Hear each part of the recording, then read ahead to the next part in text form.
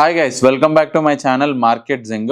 ఈ ఛానల్లో మీకు stock market basic level course ఏదైతే నేను ఇన్స్టాగ్రామ్లో మీకు ప్రామిస్ చేశానో క్లియర్గా మీకు ఎవ్రీ వీక్ ఒక వీడియో పడుతుంది. స్టే ట్యూన్, అప్డేటెడ్గా ఉండండి, సబ్స్క్రైబ్ చేసుకోండి అండ్ బెల్ ఐకన్ క్లిక్ చేసుకోండి. సో దట్ స్టాక్ మార్కెట్ మీద మీకు ఒక డీటెయిల్డ్ నాలెడ్జ్, స్కామ్స్ నుంచి A to Z మీరు దేంట్లో ఇన్వాల్వ్ అవ్వాలి, దేంట్లో ఇన్వాల్వ్ అవ్వకూడదు, ఒక ఎంప్లాయీ స్టాక్ మార్కెట్ని ఎలా చూడాలి, ఇన్వెస్ట్మెంట్స్ ఎలా చేయాలి, ప్రతిదీ పూసగుచ్చినట్టు మీకు ఎక్స్ప్లెయిన్ చేస్తాను. వీడియో స్టార్ట్ చేసే ముందు ఇంకెందుకు లేట్, సబ్స్క్రైబ్ చేసుకోండి. సింపుల్ గా చెప్పాలంటే స్టాక్ మార్కెట్ అంటే ఏంటి అంటే, పెద్ద కంపెనీస్ ఏవైతే ఉంటాయో వాళ్ళ బిజినెసెస్ గ్రో చేసుకొని ప్రొడక్ట్స్ ని కానీ మ్యానుఫ్యాక్చరింగ్ కానీ ఇలా వెల్త్ క్రియేషన్లో ఎవరైతే ఉంటారో వాళ్ళకి ఫండ్స్ అనేవి కావాలి. బిజినెస్ గ్రో చేసుకోవడానికి ఇన్వెస్టర్స్ కి రిటర్న్స్ కావాలి. బిగ్ కంపెనీస్ స్టాక్ మార్కెట్ ద్వారా పబ్లిక్ లోకి వచ్చి మనీ అడుగుతారు. ఇన్వెస్టర్స్ వాళ్ళ అకౌంట్స్ కానీ అన్ని చూసి వాటిలో ఇన్వెస్ట్ చేసి ఆ స్టాక్ బిజినెస్ బాగా చేసింది అనుకోండి, మీకు రిటర్న్స్ బాగా వస్తాయి, స్టాక్ బాగా పర్ఫామ్ చేస్తుంది, ఇన్వెస్టర్ సెంటిమెంట్ బాగా వర్కౌట్ అయింది అనుకోండి, మీరు కూడా ప్రాఫిట్స్ లో ఉంటారు. ఇప్పుడు మీకు చిన్న ఒక సింపుల్ ఎగ్జాంపుల్ ఎక్స్ప్లెయిన్ చేస్తాను ఇంకా క్లియర్గా అర్థమయ్యేటట్టు. ఇప్పుడు మీరు వెజిటేబుల్ మార్కెట్లోకి వెళ్తారు,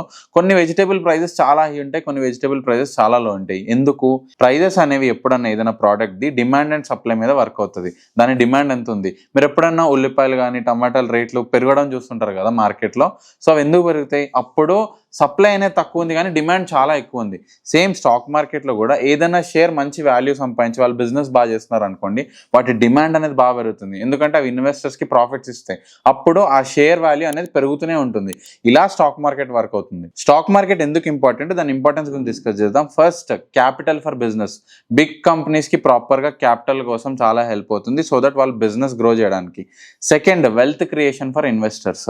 ఇన్వెస్టర్స్కి వెల్త్ క్రియేషన్లో, వెల్త్ పెంచుకోవడంలో హెల్ప్ అవుతుంది. Third, economic barometer. ఏదైనా కంట్రీ స్టాక్ మార్కెట్ బాగుంది అనుకో, ఆ కంట్రీ ఎకానమీ కూడా బాగుంది అర్థం. రీజన్ ఏంటి? ఎప్పుడైతే కంపెనీస్ కానీ బిజినెసెస్ కానీ ఆ పర్టికులర్ కంట్రీలో బాగా పర్ఫామ్ చేస్తాయి బిజినెస్ లో, అప్పుడు ఆటోమేటిక్ గా స్టాక్స్ కానీ షేర్ వాల్యూస్ కానీ అంతా బాగుంటుంది. స్టాక్ మార్కెట్ లో వాళ్ళ ఇండెక్సెస్ కూడా బాగా పర్ఫామ్ చేస్తాయి. ఇప్పుడు మార్కెట్ లో రెండు ఉంటాయి, primary market, secondary market. Primary market అంటే ఐపీఓస్ అని మీరు వింటుంటారు కదా, ఇనిషియల్ పబ్లిక్ ఆఫర్ అని చెప్పి. ఇప్పుడు వారి ఎనర్జీస్ కానీ రీసెంట్ గా చాలా కంపెనీస్ స్టాక్ మార్కెట్ లో ఎంటర్ అయ్యాయి.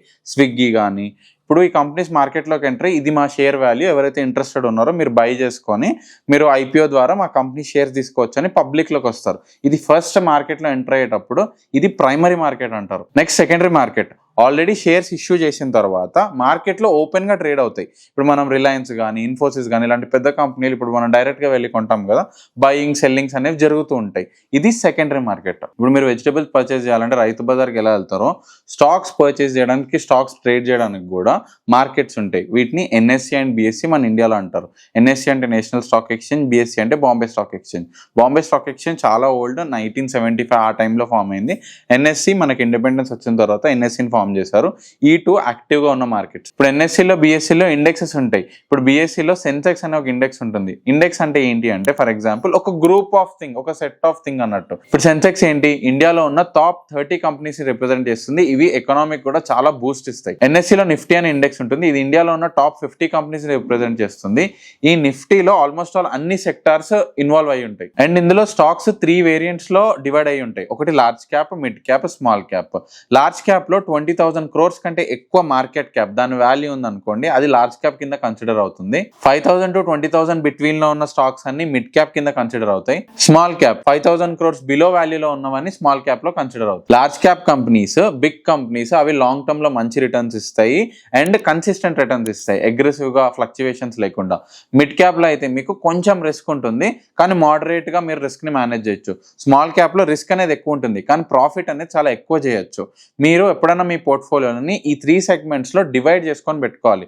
ఎక్కువ లార్జ్ క్యాప్ లో ఉండాలి, కొంచెం మోడరేట్ గా మిడ్ క్యాప్ లో ఉండాలి, స్మాల్ క్యాప్ లో లిమిటెడ్ గా పెట్టుకోవాలి. మార్కెట్ లో 2 టైప్స్ ఆఫ్ మార్కెట్స్ ఉంటాయి, bull and bear market. Bull market దీన్ని అంటారు, మార్కెట్ ఎప్పుడైతే పైకి వెళ్తూనే ఉంటుందో, మంచిగా మనకు సెన్సెక్స్ కానీ నిఫ్టీలో కానీ న్యూస్ వస్తుంటుంది కదా, ఈరోజు మార్కెట్ ఇన్ని పాయింట్స్ అప్ అయింది, ఇన్ని పాయింట్స్ డౌన్ అయింది అని చెప్పి. మార్కెట్ ఎప్పుడైతే పాజిటివ్ ఉంటుందో దాన్ని బుల్ మార్కెట్ అంటారు. అదే మార్కెట్ ఎప్పుడు ఫాలో అవుతూ ఉంటుందో దాన్ని బేర్ మార్కెట్ అంటారు. ఇప్పుడు కోవిడ్ టైంలో మీరు అందరు వినే ఉంటారు, స్టాక్ మార్కెట్స్ క్రాష్ అయిపోయింది, మార్కెట్ పడిపోయింది అని చెప్పి.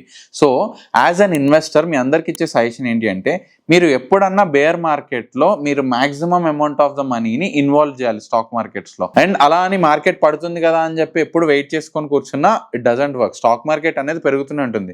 మీకు ఇక్కడ ఒక చార్ట్ రిప్రజెంట్ చేస్తాను, ఇందులో అబ్జర్వ్ చేయండి. 2000 నుంచి 2008 అవ్వని మార్కెట్లో మల్టిపుల్ టైమ్స్ క్రాషెస్ అనేవి అవుతుంటాయి.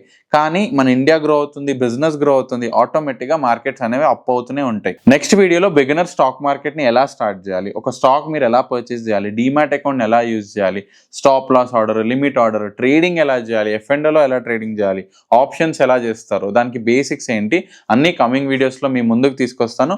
Stay tuned, see in the next video.